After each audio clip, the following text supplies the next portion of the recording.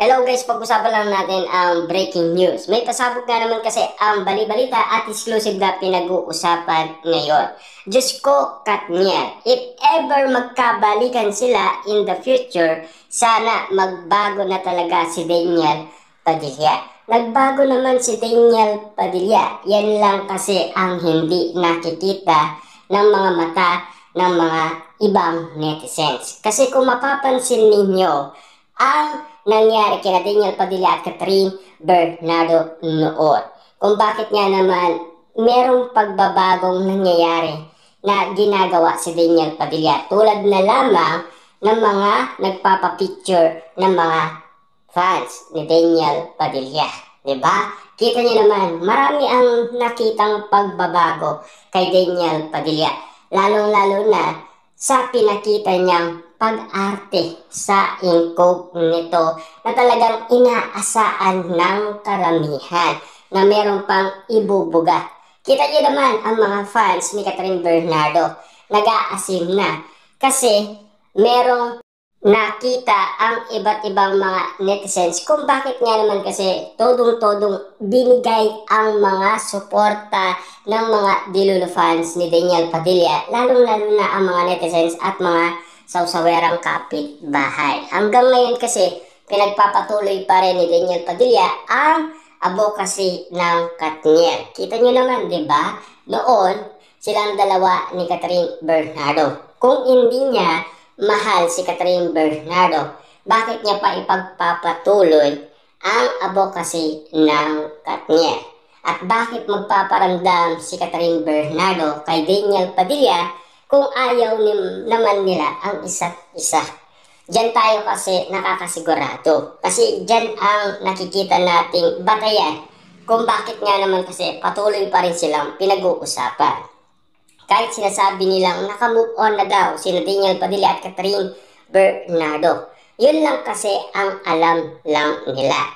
Hindi nila alam kung ano talaga ang tunay na nangyayari. Kung ano ba ang pilit iniintindi natin dito, yung kasing mga bisa mga mukha nila. Kitang-kita natin na merong kalungkutan kahit na masaya man sila sa nangyayari sa buhay nila. Kasi kitang-kita nyo naman, no? Kapag naririnig ni Daniel Padilla ang pangalang Catherine, medyo masaya siya, medyo masigla. Ganon din naman kasi si Catherine Bernardo. Noong naririnig niya ang usaping pangalan ni Daniel Padilla sa Pilipinas Got Talent Season 7, kinikilig siya, nagniningning ang mga mata niya, nagiging masaya siya. Ibig sabihin, yun talaga ang nagpapasaya sa kanila. Hindi ang mga trabaho nila, hindi yung mga career na naaabot na nila. Kasi yun ang kulang kung bakit nga naman kasi yun talaga ang inahanap nila. Yun ang kaligayaan ni Daniel Padilla at Catherine Bernardo. Hindi kung ano pa man. Kaya nga naman kasi si Catherine Bernardo naniniwala pa rin siya sa tunay na pag-ibig. Kasi noon sinasabi ni Catherine Bernardo, hindi dahil sa pera. Diba? Kasi kaya umamin si Catherine Bernardo. Ika nga ni Sian Gasa noon, kaya ayaw umamin ni Catherine Bernardo at Daniel Padilla dahil sa kontrata ng Katniel. Kasi malaki daw ang mawawala sa kanila.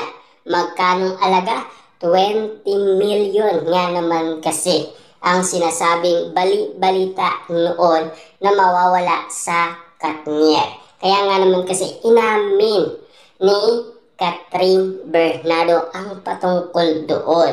Kaya nga naman kasi kung mapapansin ninyo, lahat ng nangyari umano kina Catherine Bernardo at Daniel Padilla, kung mapapansin ninyo, sobrang lungkot pa rin nila. Hindi pa rin sila maligaya at hindi pa rin sila masaya. Pero kapag naririnig nila ang pangalang Catherine Bernardo, sobrang happy nila. Sobrang napakaligaya nila. Ganon din naman kasi si Catherine Bernardo. Kapag naririnig niya ang pangalan Daniel Padilla, sinisigurado natin na talagang kinikilig sila. Para silang nag-aanap sa isa't isa. Parang namimiss nila ang isa't isa. Yan kasi ang mga kwento-kwento umano sa social media na napapansin ng karamihan.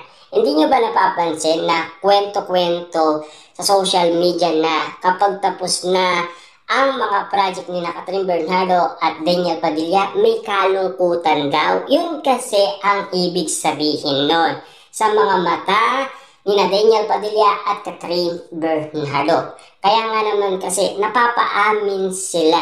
Kasi mismo galing yun sa bibig nila kung bakit nga naman kasi may something pa rin sa kanilang nararamdaman. Ibig sabihin, tapat pa rin ang puso nila sa isa't isa. Hindi natin kaya pang kontrolin yan. Kasi kapag ang puso ang nagsalita, aabol at aabol yan sa isa't isa. Diba? Hindi kayang labanan ng isipan nila. Kung ano man ang ibig sabihin niyan, siyempre kailangan din nating malaman. Siyempre, alam niyo naman, marami din kasing naghihintay next year kung sakasakaling matutupad nga naman kasi ang mga ula kay Daniel Padilla at Catherine Bernardo.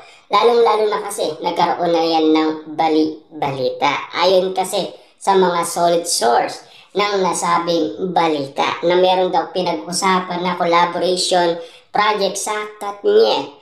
Kaya nga naman kasi tinulungan tayo ng balita patungkol umano sa pinag-uusapan noon na nagkabalikan na daw si Daniel Padilla at Catherine Bernardo. Yun pala ay collaboration project lang. Totoo nga naman kasi sinasabi ni Daniel Padilla, diba? Susuyuin niya muli si Catherine Bernardo para makagawa sila ng panibago movie. Yun lang kasi ang intensyon ni Daniel Padilla.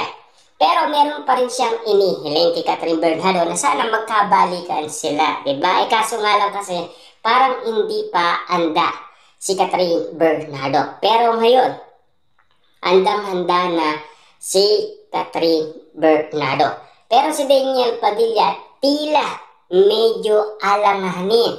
Kasi alam niyo naman siguro, matagal kinulit ni Daniel Padilla si Catherine Bernardo at unti-unti na rin siyang napapagod umano. Kaya ang sinasabi ng mga netizens, parang nakamove on na daw si Daniel Padilla. Yun kasi ang nalalaman natin kasi nakapagsalita si Daniel Padilla about dun sa feelings na nararamdaman niya or patagulang talaga